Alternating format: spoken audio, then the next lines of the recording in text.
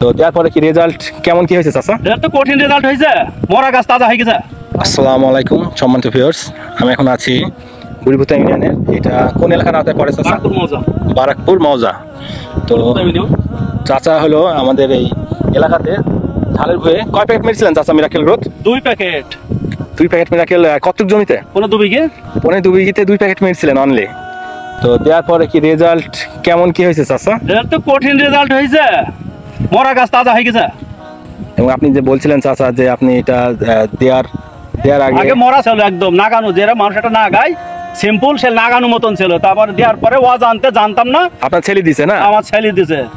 ছেলে দেওয়ার পরে এখন আপনি এখন দেখা যাচ্ছে যে খুব সুন্দর হয়ে গেছে। কিছুদিন পরে এসে দেখছেন যে গাছের পাতা কুকড়া টুকরানো নেই এবং গাছের পাতা কালো ধরিয়েছে এবং গাছ অনেক ছোট ছিল, বড় হয়ে গেছে, ডাবল হয়ে গেছে, ডাবল 3 ডাবল হয়ে গেছে। ঠিক আছে।